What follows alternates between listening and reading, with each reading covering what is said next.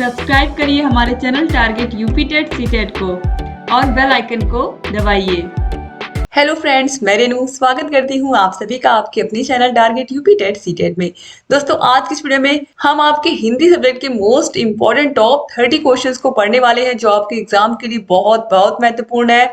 तो चलिए बिना किसी देरी के हम क्वेश्चन नंबर 1 से स्टार्ट करते हैं। दोस्तों, अगर आपने वीडियो को शेयर नहीं किया तो प्लीज वीडियो को शेयर कर दिया करिए, क्योंकि ऐसे हमारे बहुत सारे भाई बहन हैं जो जॉब के साथ साथ स्टडी कर रहे हैं। ऐसी बहुत सारी हाउसवाइफ हैं जो अपना घर संभाल रही हैं, बच्चे संभाल रही हैं। परिवार संभालने के बाद वो आकर के यहाँ पर टाइम दे करके इन वीडियोस को देखती हैं। दोस्तों, अगर इन तक आप इन वीडियोस को शेयर करते हैं तो कहीं ना कहीं ये लोग भी अच्छे से पढ़ करके और किसी न किसी एग्जाम को निकाल करके अपने जीवन में कुछ बहुत अच्छा और आगे भी कर सकते हैं और अपनी एक अलग पहचान बना सकते हैं। तो आप लोग प्लीज वीडियो को शेयर कर दिया करिए। हमारे जो भी बहनें हैं, जो भी हाउसवाइफ है, जो वीडियोस को देखती हैं, आप लोग प्लीज रेगुलर देखा करिए, क्योंकि मैं आप सभी लोग के लिए वीडियोस लेकर के आती हूँ जिससे आसानी से कम समय में अच्छी तैयारी आपकी हो पाए। और यहाँ पर आज की इस वीडियो में हम मैक्सिमम क्वेश्चंस संज्ञा सर्वनाम के देखेंगे, ताकि जो संज्ञा सर्वनाम जो आपका टॉपिक है वो अच्छे से क्लियर हो जाए आपके हिंदी व्याकरण में। तो क्वेश्चन नंबर 1 पे यहाँ पर हम आते हैं। उम्मीद करती हूँ वीडियो को आपने शेयर कर दिया होगा, अपने कॉलेज फ्रेंड्स को भी शेयर कर दिया होगा, कॉलेज के ग्रुप में भी शेयर कर दिया होगा। तो क्वेश्चन नंबर 1 है, व्याकरण की दृष्टि से प्रेम शब्द क्या है? अव्यय है, भाववाचक संज्ञा है, क्रिया है या फिर विशेषण है? तो प्रेम क्या है? ये एक तरीके की भावना ही तो है, हमारे अंदर का इमोशन ही तो होता है प्रेम। तो प्रेम क्या है? इमोशन है। और इमोशन से कौन सी संज्ञा रिलेटेड होती है? आप सभी को पता है, भाववाचक संज्ञा। जैसे मित्र शब्द है, अगर इसमें ता प्रत्यय लगा देंगे तो मित्रता हो जाएगी और ये हो जाएगा भाववाचक संज्ञा। जैसे मानव शब्द है, अगर इसमें हमने ता प्रत्यय लगा दिया तो ये मानवता हो गया और मानवता ये हो जाएगा भाववाचक संज्ञा। तो इस तरीके से यहाँ पर जो प्रेम शब्द है ये क्या हो जाएगा? भाववाचक संज्ञा। तो दोस्तों, अगर हम भाववाचक संज्ञा की परिभाषा की बात करें तो जिस संज्ञा शब्दों से व्यक्ति, स्थान अथवा वस्तु के गुण, दोष, दशा, अवस्था आदि का बोध होता है उसे हम भाववाचक संज्ञा कहते हैं। ठीक है, अब हम आगे बढ़ते हैं क्वेश्चन नंबर 2 पर। वह किधर गया? वाक्य में किधर क्या है? गुणवाचक विशेषण, कालवाचक क्रिया विशेषण, प्रश्नवाचक सर्वनाम या फिर उपयुक्त में से कोई नहीं। तो दोस्तों, वह किधर गया, तो यहाँ पर आप देखिए, किसी व्यक्ति, वस्तु, घटना आदि के संबंध में जब हम प्रश्न करते हैं किसी व्यक्ति के बारे में, राम, श्याम, मोहन, उसके बारे में हम कुछ पूछ रहे हैं कि वो क्या काम करता है, मोहन क्या काम करता है, मोहन कहाँ रहता है, मोहन क्या खाता है। तो इस तरीके से, तो अगर हम किसी व्यक्ति के बारे में कुछ पूछ रहे हैं, किसी घटना के बारे में कुछ पूछ रहे हैं, किसी व्यक्ति, वस्तु या घटना के बारे में अगर हम किसी से प्रश्न कर रहे हैं, तो यहाँ पर जो शब्द प्रयोग होते हैं वो होते हैं प्रश्नवाचक सर्वनाम शब्द। क्या होते हैं? प्रश्नवाचक सर्वनाम शब्द। तो यहाँ पर देखिए पूछा गया वह किधर गया, तो वह कोई भी हो सकता है, कोई भी व्यक्ति हो सकता है, राम, श्याम, मोहन, राधा, कोई भी हो सकता है। तो यहाँ पर देखिए वह किधर गया, तो किधर शब्द जो है दोस्तों ये है प्रश्नवाचक सर्वनाम। तो ऑप्शन सी जो है ये क्या हो जाएगा? सही हो जाएगा। इस तरीके से एक एग्जाम्पल मैं और आपको बताती हूँ। यह पौधा किसने लगाया? यह पौधा किसने लगाया? तो राम, श्याम, मोहन, गीता, सीता, किसी ने इसको लगाया होगा ना। तो किसने लगाया, तो यहाँ पर जो किसने है ये क्या है? प्रश्नवाचक सर्वनाम है। ठीक है, तो इस तरीके से आपको समझ में आ गया होगा। अब हम क्वेश्चन नंबर 3 पर आते हैं। निम्नलिखित में से कौन सा शब्द जातिवाचक संज्ञा नहीं है? जवान, बालक, सुंदर, मनुष्य। तो दोस्तों, जो जवान शब्द है, जवान मतलब फौजी, तो ये पूरे के पूरे बटालियन को यहाँ पर हम मिला करके जवान, सभी को पर्टिकुलर हम एक ही वर्ड से संबोधित कर सकते हैं। पूरी की पूरी अगर बटालियन है तो सबको हम क्या कहेंगे? सबको हम जवान कहेंगे यहाँ पर। अब किसी का नाम यहाँ पर राहुल हो सकता है, किसी का सोहन हो सकता है, किसी का मोहन हो सकता है। अब यहाँ पर बालकों की भी बात कर लेते हैं। बालक भी कई सारे बालक हैं, लेकिन हम सबको बालक ही कह रहे हैं ना। मान लीजिए क्लास में ढेर सारे बालक हैं, लेकिन हम सबको बालक ही कह रहे हैं। और इन बालकों के भी क्या होंगे? अलग अलग नाम होंगे, जैसे रोहन है, सोहन है। ठीक है, इस तरीके से। तो यहाँ पर भी हम उनको सिर्फ और सिर्फ बालक के नाम से जान रहे हैं। इसी प्रकार से मनुष्य, तो मनुष्य में आदमी, औरत, सभी लोग आ जाएंगे। तो यहाँ पर ये जो जवान है, बालक है, मनुष्य है, ये क्या है? जातिवाचक संज्ञा है। लेकिन जो सुंदर शब्द है, यह पुष्प बहुत सुंदर है, यह पुष्प या फूल बहुत सुंदर है, तो यहाँ पर आप देखिए जो सुंदर शब्द है ये विशेषण है। तो यहाँ पर ऑप्शन नंबर सी जो है सुंदर, ये जातिवाचक संज्ञा नहीं है। बाकी जवान, बालक, मनुष्य, पहाड़, नदी, ये सब जातिवाचक संज्ञा है। तो आपको समझ में आ गया होगा दोस्तों। अब हम आगे बढ़ते हैं क्वेश्चन नंबर 4 पर। जिसने गड्ढा खोदा वही गिरेगा, वाक्य में सर्वनाम का प्रकार पहचानिए।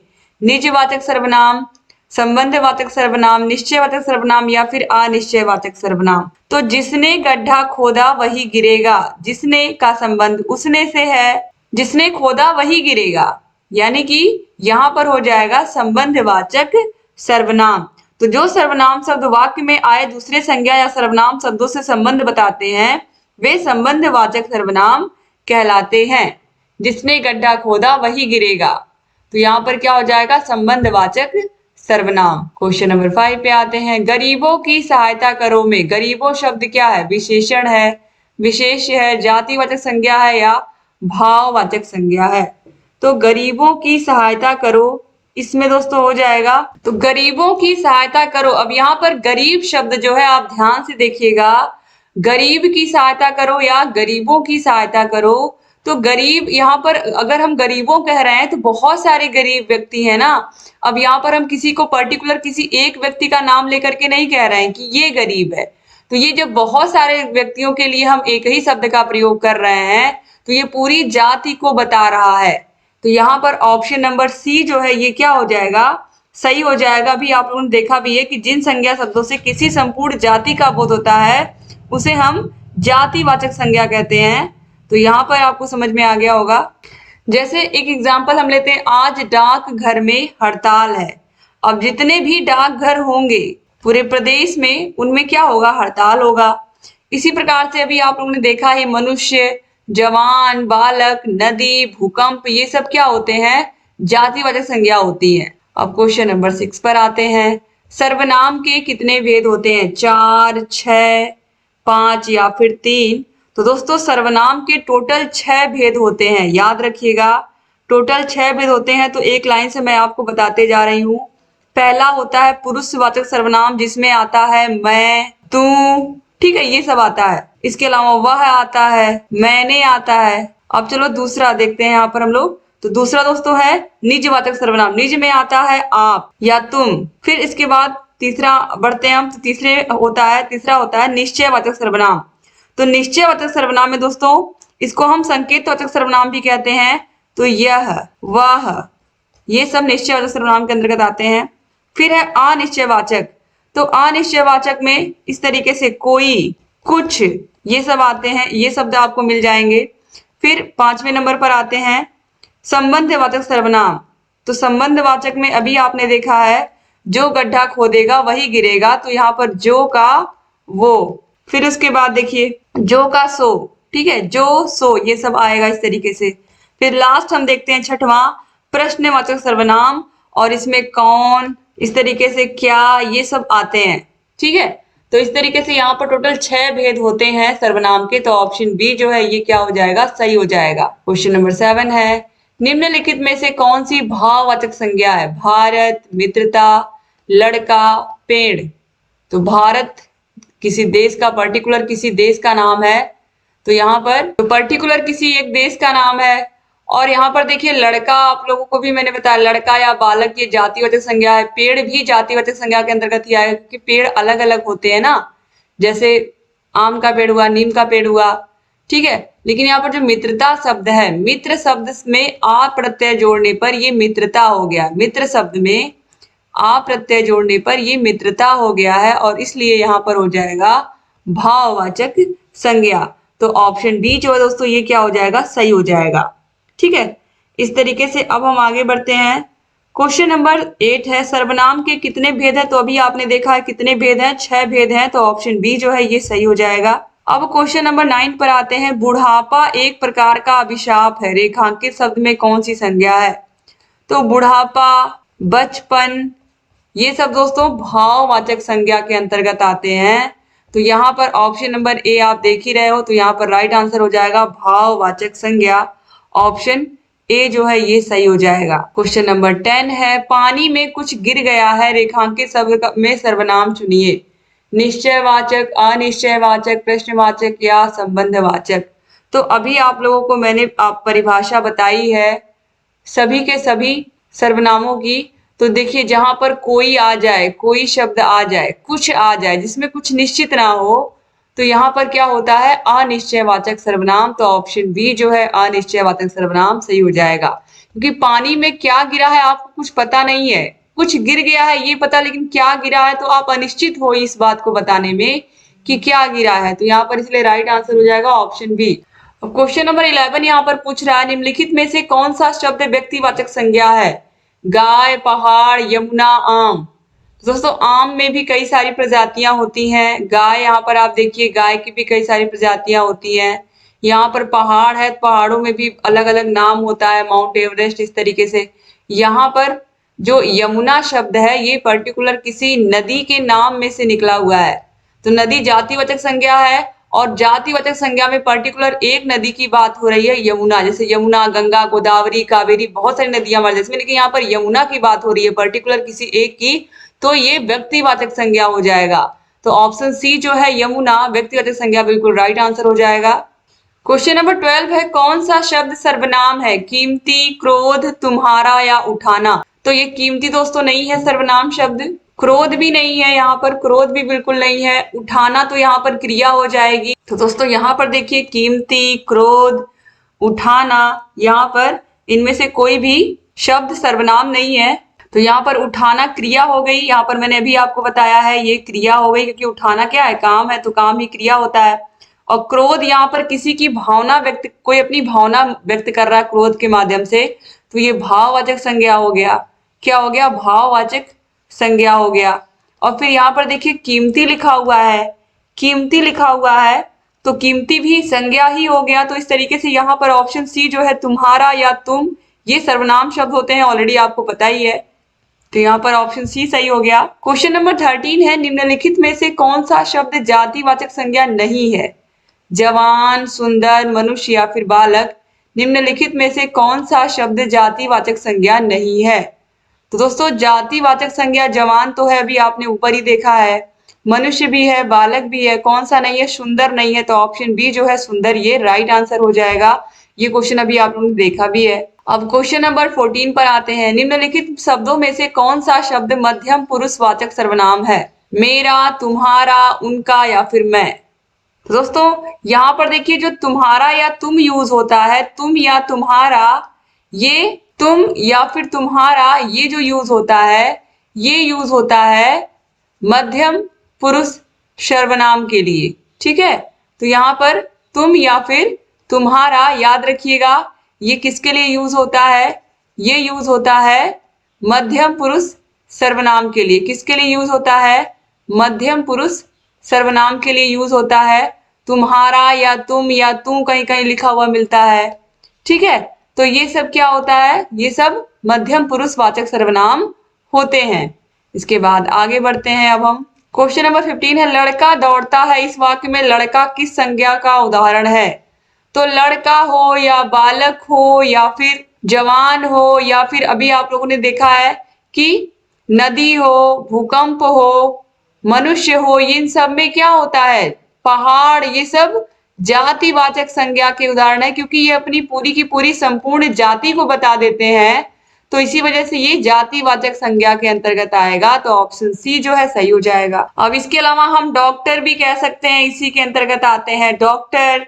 इसके अलावा अध्यापक, टीचर, ये सब किसी भी प्रोफेशन को आप ले लीजिए, चाहे वो सिपाही हो, चाहे वो डॉक्टर हो, चाहे वो इंजीनियर हो, सबके सब जातिवाचक संज्ञा के अंतर्गत ही आएंगे। याद रखिएगा, ये सब क्वेश्चन 1 नंबर का आता है।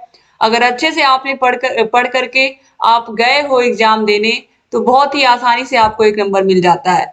तो आगे बढ़ते हैं दोस्तों क्वेश्चन नंबर 16 पर। और इसीलिए जो छोटे छोटे क्वेश्चन होते हैं, जो देखने में बहुत आसान लगते हैं, बहुत सारे लोग उनको छोड़ के चले जाते हैं, और होता क्या है एग्जाम में पूछ लेता है तो वो कर ही नहीं पाते हैं।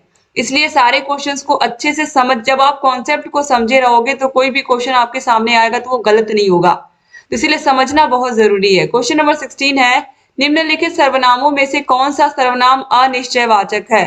कुछ, जो, सो, यह। तो जो का सो होगा संबंधवाचक सर्वनाम में, ये तो अभी आप लोगों को मैंने बताया है। और यहाँ पर यह क्या है? यह बिल्ली है, यह पेड़ है, वो दिख रहा है सामने, तो ये क्या है? ये तो निश्चयवाचक हो गया। तो बचा कौन सा? ये तो निश्चयवाचक सर्वनाम हो गया। कुछ, कुछ या कोई, कुछ चावल दे दो, कोई बाहर खड़ा है, कौन खड़ा है नहीं पता है, तो ये सब क्या है? अनिश्चयवाचक संज्ञा है। तो ऑप्शन ए जो है ये सही हो जाएगा। क्वेश्चन नंबर 17 है, छोटा शब्द का भाववाचक संज्ञा रूप है। छोटी, छुटपन, छोटापन या फिर छोटापा। तो छोटा शब्द का भाववाचक संज्ञा क्या होगा? तो दोस्तों यहाँ पर आप देखिए, छोटा शब्द का जब हम भाववाचक संज्ञा बनाएंगे तो ये हो जाएगा छुटपन। तो छुटपन का मतलब होता है बचपन, और बचपन अभी मैंने आपको बताया था कि बचपन क्या है? भाववाचक संज्ञा है, या इसको हम बाल्यपन भी कहते हैं, या बालपन भी कहते हैं, ठीक है, या लड़कपन भी कहते हैं। तो ये सारे शब्द आप याद रखिएगा, कुछ भी अगर एग्जाम में आता है तो इन सब में क्या होता है? भाववाचक संज्ञा। तो यहाँ पर छुटपन ऑप्शन बी जो है ये सही हो जाएगा, छोटा का भाववाचक संज्ञा। क्वेश्चन नंबर 18 है, अनिश्चयवाचक सर्वनाम का करण कारक बहुवचन रूप होगा। किन्हीं को, किन्हीं की, किन्हीं से या किन्हीं का। तो दोस्तों यहाँ पर आप देखिए, जो करण कारक होता है, कर्ता ने कर्म को करण से, तो जो करण कारक होता है ये, इसमें आप जो चिन्ह होता है वो से होता है या के द्वारा होता है, ठीक है, से या के द्वारा होता है। तो यहाँ पर आप देखिए, तो यहाँ पर अनिश्चयवाचक सर्वनाम का जो करण कारक होगा, करण कारक बहुवचन का रूप होगा किन्हीं से। क्या होगा? किन्हीं से। तो ऑप्शन नंबर सी जो है यहाँ पर ये सही हो जाएगा। तो से या के द्वारा कर्ण कारक का चिन्ह ही यही होता है, आप लोगों को पता ही है। तो कर्ण कारक में से या के द्वारा, जैसे ही आप देखोगे से या के द्वारा, तो आपको तुरंत समझ में आ जाएगा कि यहाँ पर क्या होगा? कर्ण कारक होगा। अब हम आगे बढ़ते हैं, यहाँ पर ऑप्शन सी सही हो गया। क्वेश्चन नंबर 19 है, राज्यपाल में कौन सी संज्ञा है? राज्यपाल में कौन सी संज्ञा है? व्यक्तिवाचक, जातिवाचक, भाववाचक, समूहवाचक। तो दोस्तों याद रखिएगा कि राज्यपाल शब्द यहाँ पर आप देखिए, तो यहाँ पर जो राज्यपाल शब्द दोस्तों, इसमें हो जाएगा जातिवाचक संज्ञा। तो राज्यपाल जो है वो जातिवाचक संज्ञा है। जिन संज्ञाओं से एक ही प्रकार की वस्तुओं अथवा व्यक्तियों का बोध होता है उसे हम जातिवाचक संज्ञा कहते हैं। ये तो आप लोगों को याद ही हो गया होगा अब तक। तो यहाँ पर आप देखिए, विभिन्न संबंधियों, व्यवसायों, पदों और कार्यों का नाम जातिवाचक संज्ञा के अंतर्गत आता है। अभी मैंने आपको बताया था डॉक्टर, इंजीनियर, टीचर, ये सभी क्या होते हैं? ये सभी जातिवाचक संज्ञा होते हैं। इसके अलावा अध्यापक, सिपाही, धोबी, ये सब जातिवाचक संज्ञा के अंतर्गत ही आएंगे। तो याद रखिएगा कि पद, व्यवसाय, ये सब भी जातिवाचक संज्ञा के अंतर्गत ही आते हैं। तो राज्यपाल कोई पद ही तो होता है, डॉक्टर का कोई पद ही होता है, इंजीनियर का भी कोई पद होता है, सिपाही का भी कोई ना कोई पद होता है, ठीक है। तो इन सब में जातिवाचक संज्ञा होगी। क्वेश्चन नंबर 20 है, इस पुस्तक को देखो यह कितनी उपयोगी है। वाक्य में सर्वनाम का प्रकार बताइए। पुरुषवाचक, निश्चयवाचक, अनिश्चयवाचक या फिर संबंधवाचक। तो इस पुस्तक को देखो यह कितनी उपयोगी है, तो वो जो पुस्तक है वो सामने रखी होगी ना, वो जो पुस्तक है वो सामने कहीं ना कहीं रखी होगी, तभी तो देख करके ये व्यक्ति कह रहा है कि इस पुस्तक को देखो यह कितनी उपयोगी है। तो ये किस प्रकार का यहाँ पर सर्वनाम हो जाएगा? तो यहाँ पर ये जो पुस्तक है ये बिल्कुल करीब में है और यहाँ पर दूरी का बोध करा रहा है ये, तो यहाँ पर ये निश्चित रूप से किताब है, तो इसीलिए क्या हो जाएगा यहाँ पर? निश्चयवाचक सर्वनाम ऑप्शन बी जो है ये क्या हो जाएगा? बिल्कुल सही हो जाएगा। क्वेश्चन नंबर 21 है, इनमें से किस वाक्य में संदेहार्थक क्रिया का रूप प्रयुक्त हुआ है? सदा सच बोलो, वह जाना चाहता है, तुम नहीं लिखोगे, तुमने अखबार नहीं पढ़ा। इनमें से कौन सा है जिसमें संदेहार्थक क्रिया हमको दिख रही है, जिसमें कुछ संदेह हमको दिख रहा है कि वो काम हुआ है या फिर नहीं हुआ है? हमें कुछ यहाँ पर संदेह झलक रहा है, तो इसलिए यहाँ पर हम क्या करेंगे? उस संदेह को क्या करेंगे? दूर करेंगे। तो यहाँ पर देखिए, सदा सच बोलो, इसमें कोई संदेह नहीं है। इस वाक्य में आपको कोई संदेह लग रहा है? सदा सच बोलना ही चाहिए, ये बिल्कुल क्या लिखा है यहाँ पर? सही लिखा है, ठीक है। अब यहाँ पर हम आगे देखते हैं, वह जाना चाहता है। तो अगर वह जाना चाहता है तो इसमें कोई संदेह तो हो ही नहीं सकता, वो व्यक्ति जाना चाहता है ना, तो इसमें संदेह कहाँ से है? तो ये भी क्या हो गया, ये भी बिल्कुल यहाँ पर सही हो गया। फिर है तुम नहीं लिखोगे, ये भी क्लियर है कि सामने वाला व्यक्ति नहीं लिखेगा।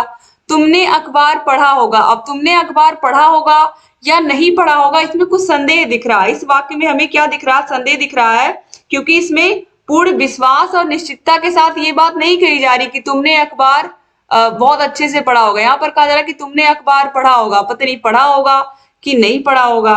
तो इस तरीके से यहाँ पर साफ साफ झलक रहा है कि इसमें क्या है, संदेहार्थक क्रिया है। तो इसीलिए यहाँ पर ऑप्शन नंबर डी जो है ये क्या हो जाएगा, सही हो जाएगा। क्वेश्चन नंबर 22 है, वक्ता के लिए किस सर्वनाम का रूप प्रयोग होता है, उत्तम पुरुष, अन्य पुरुष, मध्यम पुरुष या इनमें से कोई नहीं। तो याद रखिएगा, जो वक्ता होता है, जो बोलने वाला होता है, वो उत्तम पुरुष होता है, जैसे कि मैं, मेरा। और जिससे वो बात करता है, जो सामने वाला होता है, वो मध्यम पुरुष होता है। और जो सबसे लास्ट में आता है वो होता है अन्य पुरुष। तो यहाँ पर वक्ता यानी कि जो बोल रहा है उसके लिए उत्तम पुरुष प्रयोग होता है, याद रखिएगा। अब हम क्वेश्चन नंबर 23 पे आते हैं। अनुकरणात्मक क्रिया नहीं है, जुठलाना, फड़फड़ाना, हिनहिनाना, मिमियाना। तो यहाँ पर दोस्तों देखिए, जो ऑप्शन नंबर ए है जुठलाना, ये अनुकरणात्मक क्रिया नहीं है। ये अनुकरणात्मक क्रिया नहीं है। किसी के बात, कथन आदि को झूठ कहना कि ये सामने वाला व्यक्ति गलत कह रहा है, ये इसका मतलब होता है जुठलाना। इसके अलावा किसी को झूठा ठहराना या सिद्ध करना, तो ये भी जुठलाना। तो ये दोस्तों यहाँ पर देखिए, ये अनुकरणात्मक क्रिया नहीं है। तो ऑप्शन ए जो है सही जाएगा। बाकी फड़फड़ाना, हिनहिनाना, मिमियाना ये सब अनुकरणात्मक क्रिया हैं। आगे बढ़ते हैं क्वेश्चन नंबर 24 पर। कुछ कौन सा सर्वनामिक रूप है या कौन सा सर्वनाम रूप है, निश्चयवाचक, निजवाचक, प्रश्नवाचक या अनिश्चयवाचक। तो कुछ चीनी दे दो, कुछ लोग खड़े हैं, या कोई बाहर खड़ा है, ये आपने कई बार देखा, तो इसका आंसर तो आप लोगों को याद ही हो गया होगा। कुछ या कोई जहां भी आएगा उसमें अनिश्चयवाचक सर्वनाम होगा, क्योंकि कुछ या कोई हमें पता नहीं है कितना है क्या नहीं है, इसलिए उसको अनिश्चयवाचक सर्वनाम हम कहते हैं, यानी कि जो निश्चित नहीं है। क्वेश्चन नंबर 25 पे आते हैं। परिणामवाचक क्रिया विशेषण है, परिमाणवाचक क्रिया विशेषण है दिन भर, सर्वत्र, निसंदेह या अत्यंत। तो यहाँ पर दोस्तों देखिए, जो ऑप्शन नंबर डी है अत्यंत, अत्यंत शब्द यहाँ पर परिमाणवाचक क्रिया विशेषण का उदाहरण है दोस्तों। जो अविकारी शब्द किसी क्रिया के परिमाण अथवा निश्चित संख्या का बोध कराते हैं, उन्हें हम क्या कहते हैं, उन्हें हम कहते हैं परिमाणवाचक क्रिया विशेषण। जैसे कि अधिक, केवल, बहुत, काफी, थोड़ा थोड़ा, ये सब परिमाणवाचक क्रिया विशेषण के अंतर्गत आता है। तो यहाँ पर अत्यंत शब्द जो है ये यहाँ पर राइट आंसर हो जाएगा। इसके बाद क्वेश्चन नंबर 26 है। अनिश्चयवाचक सर्वनाम का अपादान कारक में बहुवचन का रूप होगा, किसी से, किन से, किन्हीं से या किनको। दोस्तों यहाँ पर आप देखिए, जो अपादान कारक होता है इसका चिन्ह से होता है, या जिसको अलग होना, अपादान मतलब अलग होने का बोध होता है इसमें। तो यहाँ पर आप देखिए, किसी व्यक्ति, वस्तु या स्थान की निश्चितता का बोध नहीं होता, अतः दोनों को जोड़ने पर किसी से रूप निरूपण होता है। तो यहाँ पर देखिए राइट आंसर हो जाएगा किन्हीं से, ऑप्शन सी जो है किन्हीं से। आगे बढ़ते दोस्तों, अब क्वेश्चन नंबर 27 है। सकर्मक क्रिया वाला वाक्य है, राजू सदा सोता रहता है, हरीश बस पर चढ़ गया, कैलाश छत से गिर पड़ा, सतीश ने केले खरीदे। तो यहाँ पर दोस्तों देखिए, जो सकर्मक क्रिया होती है इसकी परिभाषा क्या होती है, जिन क्रियाओं का असर कर्ता पर नहीं कर्म पर पड़ता है वे सकर्मक क्रियाएं कहलाती हैं। तो यहाँ पर आप देखिए, जो ऑप्शन नंबर डी है, सतीश ने केले खरीदे, सतीश ने क्या खरीदे, केले खरीदे। तो यहाँ पर ऑप्शन डी जो है ये क्या हो जाएगा, सही हो जाएगा। क्वेश्चन नंबर 28 है। यह घोड़ा अच्छा है, इस वाक्य में यह क्या है, संज्ञा, क्रिया, सर्वनाम या फिर अव्यय। तो यह, वह, तुम, वे सब, तुम्हारा, ये सब क्या होते हैं, ये सब संज्ञा के स्थान पर प्रयोग किए जाने वाले शब्द हैं, और संज्ञा के स्थान पर प्रयोग किए जाने वाले शब्दों को हम सर्वनाम कहते हैं, आपको पता ही है। तो ऑप्शन नंबर सी जो है सही हो जाएगा। क्वेश्चन नंबर 29 है। मीरा जोर से हंसी, यह वाक्य किस क्रिया का समुचित उदाहरण है, मीरा जोर से हंसी, आकर्मक, प्रेरणार्थक, द्विकर्मक या सकर्मक। तो दोस्तों यहाँ पर आप देखिए मीरा जोर से हंसी, अगर इस वाक्य को हम ध्यान से देखें तो यहाँ पर आप देखिए जो हंसना शब्द है ये क्या है, क्रिया है, और हंसने का प्रभाव केवल मीरा पर पड़ रहा है। किस पर पड़ रहा है? केवल मीरा पर पड़ रहा है। और इस तरीके से यहाँ पर क्या हो जाएगा, आकर्मक क्रिया हो जाएगा। तो ऑप्शन नंबर ए जो है ये सही हो जाएगा।